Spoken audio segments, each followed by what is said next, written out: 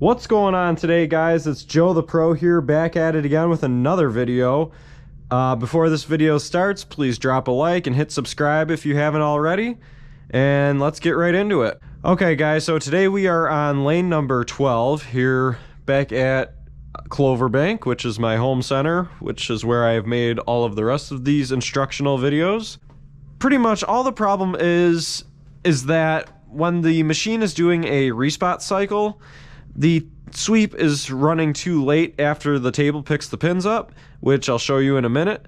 So I'm just going to be going over how to properly time the sweep and table with each other. We're going to turn the machine on, and since we are on the end lane, we can walk out front so I can show you exactly what I'm talking about. So we are on the front of the lane here, looking at the pins. The machine is on. So I'm going to put my foot in front of the ball detector to activate the first ball cycle, and I just want you to pay attention at how the table and sweep run with each other. So as you can see, the table's descending. So see right here, the table is already starting to come back down before the sweep starts to come back to the front of the pin deck. As you can see there, as I mentioned, what is happening is the sweep is not starting fast enough after the table picks the pins up. So the way I like to see it is, I'm going to show you right here. So I'm manually doing this on the chassis. So we're going to run the table all the way up.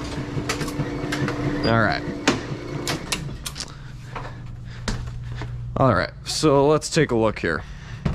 So this is what you're looking for right here. So mid-cycle, you want the sweep to be all the way to the back of the pin deck at its furthest travel possible away from the front of the pin deck. So what you're looking for is the crank arms up there in the corner to be straight with the sweep rods. So this is what you were looking for your perfect timing. So as the table is coming up, you want the sweep to run all the way to the back. So you want to kind of time it so that when the table's all the way up, the sweep's all the way back. So that way there is no chance of the bottom of the head pin hitting the sweep bar. Okay? That is not happening here, but it is still not to my liking. All right, we are back on the back end of the machine again now, so I'm going to run the sweep through. What you will need on a 6525 model machine, you are going to need a small flat blade screwdriver, a 7/16 open end wrench preferably, and a pair of channel locks. On a 5850 machine or lower, the only thing different you'll need, instead of a flathead screwdriver, you'll need another 7/16 open end wrench, because as you'll see when we get up here, on the newer style cam levers, the adjustment screws here have slots in them, and on 5850s and lower they do not. So what we need to do here, a lot of times people get mixed up. They say, oh, well, if the sweep is hitting the head pin, it's got to be the sweep, when actually it's the TA1 and TA2 switches. So what we are going to have to do here is, by adjusting these screws here, it is going to change when the sweep starts moving, because TA1 and TA2, mostly TA2 actually in this case, that actually is what tells the sweep when to start its movement after the table makes its first descend. All right, so the trick for this is we are going to, this is a starting point by the way, we are going to loosen both of these screws up, and we are going to turn them out between a quarter turn and a half of a turn. Okay, so all we are doing here is adjusting these two screws and adjusting the cam itself for the table. All right, now just to go over something real quick, whenever you are adjusting these two screws for the TA1 and TA2 switches, you always need to make sure, always make sure that both of these switches are clicking at the same time. So actually, sometimes it depends on where you lift up on the lever. So those ones are actually out of adjustment because they are not clicking at the same time. I'm not sure if you guys can hear that or not. So that can cause another problem in its own. You can actually get double feeding issues and other little issues if those are not adjusted right. So what we're going to do is I'm going to loosen the jam nuts on both of these.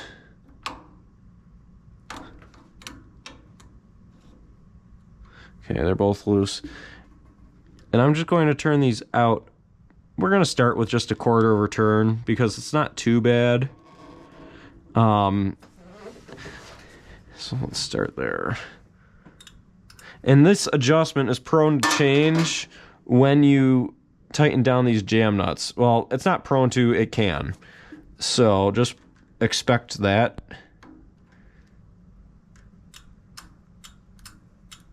See, those are almost clicking at the same time now. I'm going to try that right there.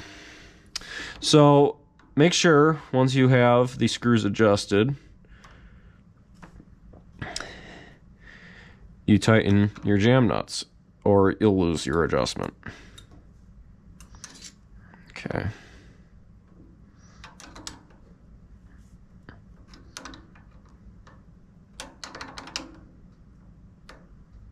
You don't have to go crazy on these, just make them snug.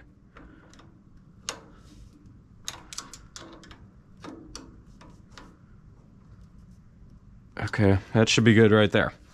So that concludes that part of the adjustment. Now comes adjusting the cam. Okay, so the cam adjustment and the switch adjustments are two totally separate things. So for the table specifically, when you are adjusting the cam, the only thing that you need to make sure of when you're adjusting the table cam itself is that the table is coming all the way up. And now to verify that it is coming all the way up and not over traveling or under traveling, you're going to just want to refer back to your spotting latch here on the back end of the A-frame and just make sure it is always free. If you cannot pull this lever back, you have an issue. You need to adjust your cam. It's either adjusted too far down or it's not, or the table's not coming back up enough. So just because I know from experience where this has to go, this cam needs to move forward just a hair, okay? So I'm going to take my channel locks and gently, sometimes you have to loosen the jam nut, sometimes you don't. So I just moved the cam itself just a little bit. That might have been a little too much, but we will see. And I'll show you what I'm talking about when making sure that can move. So now we are going to go back down here, turn our machine on. I always turn the B switch on first and turn the two switches on after, because right now I'm going to zero this chassis out. Make sure you turn it off and on to cancel the pin feed. And now I just want to check our timing. So you might see the table move a little bit, and that time it didn't. So we might have done a good job adjusting the cam. So we're just going to run it through a cycle here. I'm going to unplug the back end motor so you can hear me comment while it's running. So let's see if we see any difference.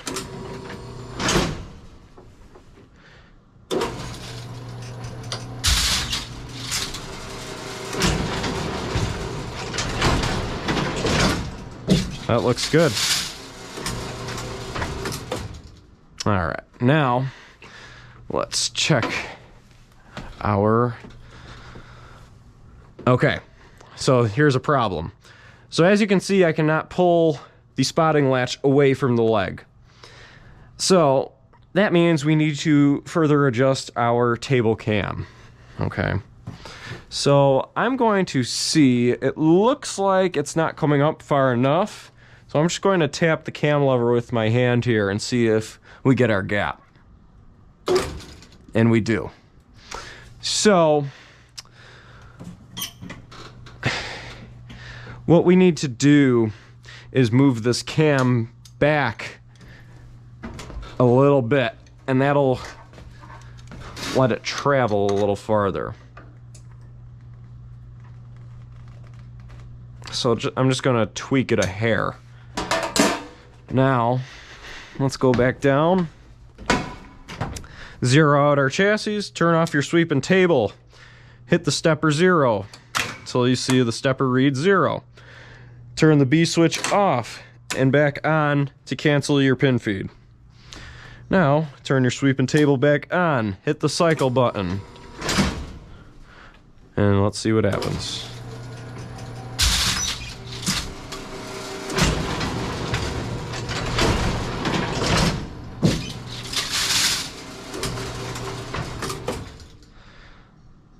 All right, now let's,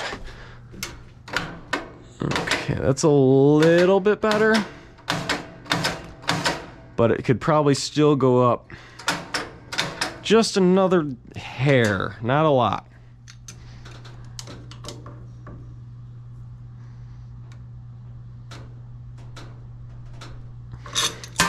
Now, also mind you that when we do this, this might screw up our adjustment with the timing, because as you saw the first time we ran it, the timing looked good.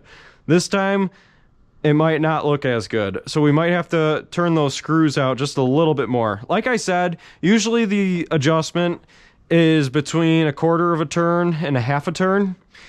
And by the way, the whole reason that you need to make this adjustment usually is when you convert from the old electromechanical stepper chassis to the solid state chassis with the MK30 board.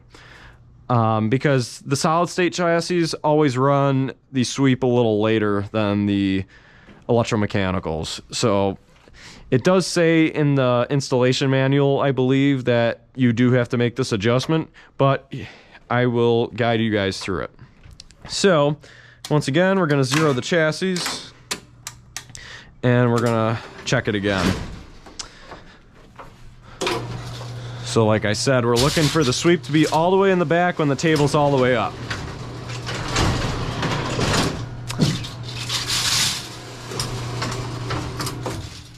And we also want to make sure our spotting latch is free. And now, as you can see, we have our gap, and the table is at its highest point of travel. Because what we're watching is this gap here. There shouldn't be much of a gap here, but there should be just you should see just some light through it. There should not be a big of a gap at all. Okay, it looks like it actually could go up a little more still. So, in that case, I think I'm going to turn those screws out just a little bit more, and then we will try it again. So I'm going to turn the machine off for this, and we'll make our screw adjustment up here. Okay, so same thing every single time. We're going to loosen the first one here. We're just going to turn it out a little bit more. And what we do to one, we do to the other. It's the same thing. Loosen it up, turn it out, tighten it up, and we're going to check to make sure they're clicking at the same time. And they are. So, again, we're going to just snug these up. We're not going to over tighten.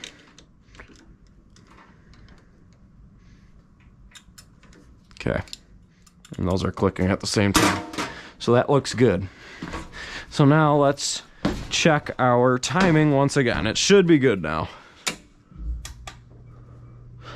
Let me zero this out. Let's see how it looks.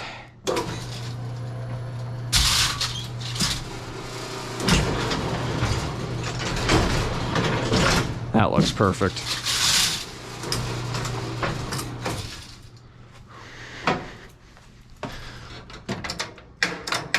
And it looks like our table is at its highest point of travel as well. Yep, it was. Because now I got pressure on the leg. So that looks good. And you can just see when the table runs, you'll see the pressure come off of the leg when it gets all the way back to the top. I'll just show you that real quick. Pressure comes off and then goes right back on. And it looks like it's coming off at the perfect time. So that means we are at our highest point of travel. Now, we are going to get back up top here and run it one more time just to verify that the motor is not coasting. So we're going to open up the hole here where we put the crank usually. And we're just going to run the table through a cycle.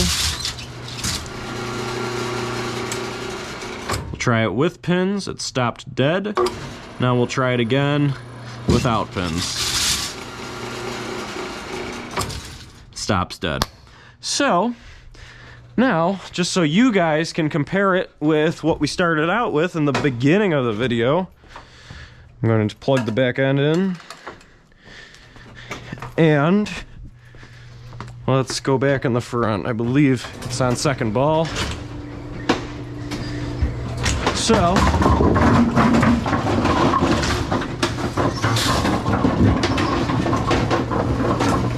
we're going to let it feed the pins and then we will run it through another cycle. Alright guys, so all the pins are loaded in the table. Let's run it through a first ball cycle and see what we get.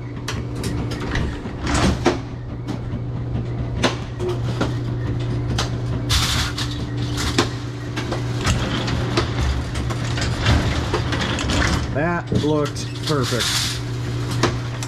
Alright. Alrighty everybody, I hope this video helped you guys out. I know there's been a lot of talk of when I'm going to start posting more videos. Well, here's the first one and we're planning on continuing. So, if you guys have any other videos you would like to add to our instructional series here, please let me know. Either send an email or leave a comment and we will try our best to get it done for you. Please stay tuned for more videos showing around the 8230 pin spotter. And like I said, if you have any suggestions, let me know in the comments or send an email at joethepro181@gmail.com. Please subscribe for more content and leave a like if you haven't already. And don't forget to do it like a pro. We'll see you guys in the next video. Thank you for watching.